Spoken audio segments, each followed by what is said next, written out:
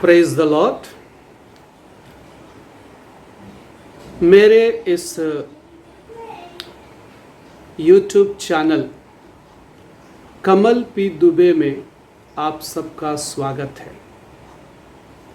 आज हम प्रार्थना के संदर्भ में कुछ बातों को सुनने के लिए चाहते हैं। आत्मिक जीवन में प्रार्थना का बड़ा महत्व है और हम ये बात परमेश्वर के वचन के अंदर में भी देख सकते हैं। प्रार्थना चाहे पुराने नियम में हो या नए नियम में हो, दोनों ही जगह प्रार्थना के महत्व को हम बड़े अच्छी रीति से देख सकते हैं।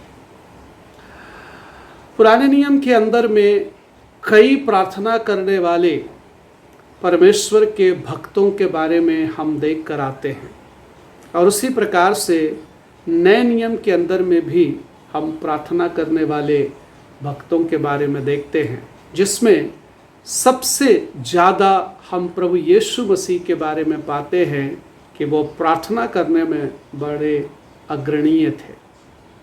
प्रभु यीशु मसीह के आदि जीवन को हम देखें जो उन्होंने धरती पर बिताया और खास करके अपनी सेवकाई के दरमियान उन्होंने सबसे ज़्यादा जो है प्रार्थना किया है करके हम वचन के अंदर में इस बात को पाते हैं। इसीलिए मैं ये कह सकता हूँ कि प्रार्थना हम प्रत्येक आत्मिक और लोगों के लिए और सेवकाई करने वाले लोगों के लिए प्रार्थना बड़ा ही महत्वपूर्ण है।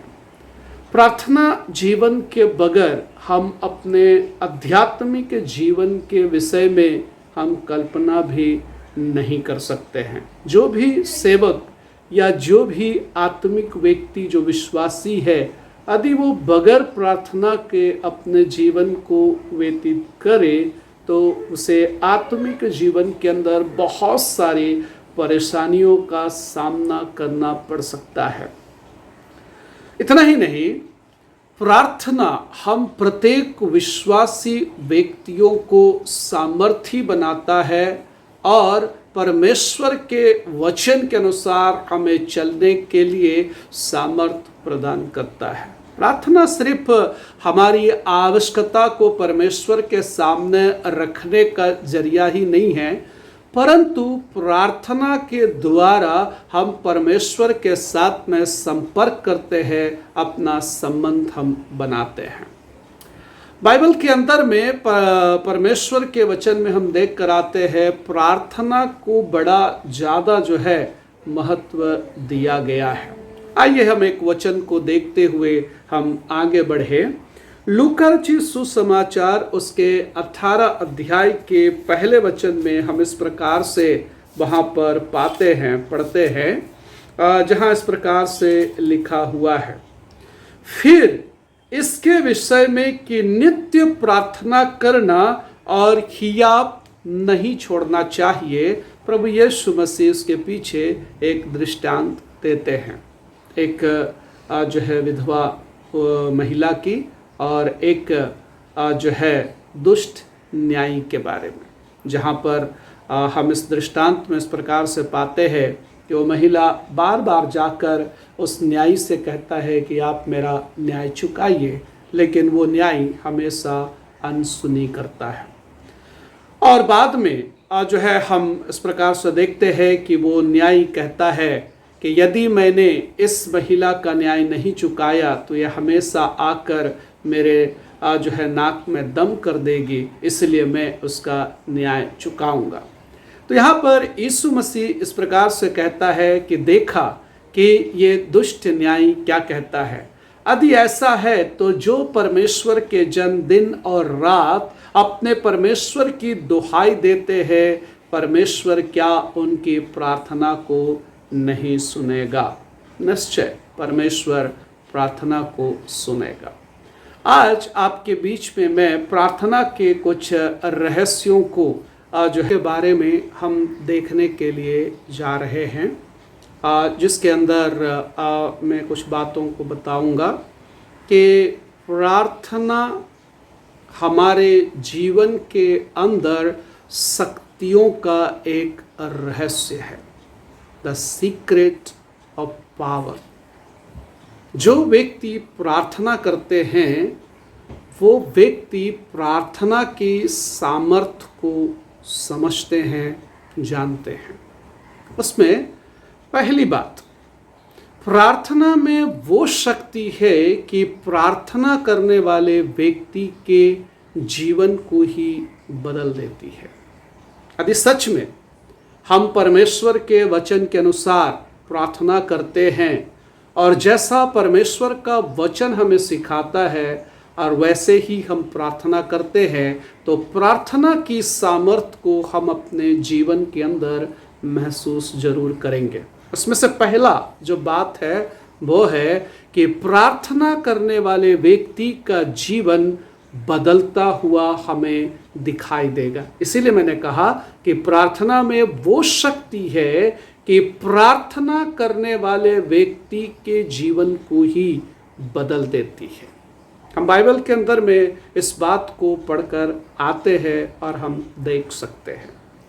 खास करके जब प्रभु यीशु मसीह और शिष्य अपनी उस सेवकाई के दरमियान थे और प्रभु यीशु मसीह अपने चेलों के साथ में हर जगह पर आया जाया करते थे, सुसमाचार सुनाते थे, तो एक बात को चेलों ने गौर किया और वो बात ये था कि जब भी प्रभु यीशु मसीह प्रार्थना करते हैं तो कोई ना कोई एक परिवर्तन को वहां पर वो देखते हैं। लेकिन शिष्य भी प्रार्थना करते हैं परंतु उनके जीवन के अंदर में कोई परिवर्तन दिखाई नहीं देता है। ऐसा नहीं है कि चेलों को प्रार्थना करने के लिए नहीं आता है, वो यहूदी थे और प्रार्थना करने के लिए बड़े अच्छे रीति से जानते थे, लेकिन फिर भी उन्होंने ऐसा पाया कि यीशु की प्रार्थना और इनके प्रार्थना में कोई ना कोई जो है एक जो गड़बड़ी है कि यीशु प्रार्थना करते हैं उसमें जो है बड़े बड़े कार्य होते हैं, एक परिवर्तन होता है, लेकिन वो प्रार्थना करते हैं वहाँ पर कुछ भी नहीं होता है। तो उन्होंने जाकर यीशु मसीह से कहा कि जैसे यूहन्ना ने अपने चेलों को प्रार्थना करने के लिए सिखाया वैसे ही आप भी हमें प्रार्थना करने के लिए सिखाइए। तब हम देखते हैं प्रभु यीशु मसीह ने वहाँ पर उन्हें प्रार्थना करने के लिए सिखाया।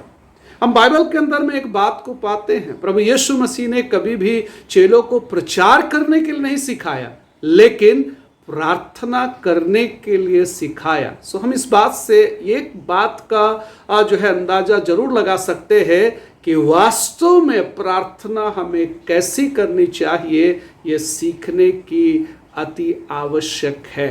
यदि हम विस्तार में जाएं तो बहुत सारी बातों को इसके अंदर हम पाएंगे, पर यह बात सच है कि हमें कैसे प्रार्थना करना चाहिए यह हमें जानना और सीखना बहुत ज़रूरी है।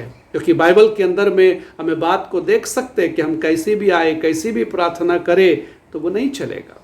हमें वैसा ही प्रार्थना करना चाहिए जिस प्रार्थना से परमेश्वर प्रसन्न हो और हमारी प्रार्थना का उत्तर हमें प्राप्त हो। तो इसके लिए पहली जो बात हम इसके अंदर में देख रहे हैं वो यह है कि प्रार्थना में वो शक्ति है कि प्रार्थना करने वाले व्यक्ति को बदल देती है। तो इसीलिए हमें प्रार्थना को सीखना बहुत जरूरी है और ऐसे प्रार्थना हमारे जीवन के अंदर में जरूरी है कि हमारे जीवन के अंदर परिवर्तन को हम देखें, यानी हमारे स्वभाव में, हमारे शब्दों में, हमारे जीवन शैली में, हमारे चरित्र के अंदर ये परिवर्तन प्रार्थना के द्वारा निश्चय आना चाहिए। यदि इस प्रकार से नहीं आता है तो इसका मतलब है कहीं ना कहीं हमारी प्रार्थना में गड़बड़ी है या फिर वो प्रार्थना परमेश्वर तक नहीं पहुंच पा रही है, और प्रार्थना की जो सामर्थ्य है वो हमारे जीवन के अंदर में दिखाई नहीं दे रही है। तो पहली बात मैंने जो कहा, प्रार्थना में वो शक्ति है कि प्रार्थना करने वाले व्यक्ति के जीवन को बदल देती है। आगे हम दूसरी बातों को भी देखेंगे। परमेश्वर हमें इस वचन के द्वारा आशीष दे। आमीन।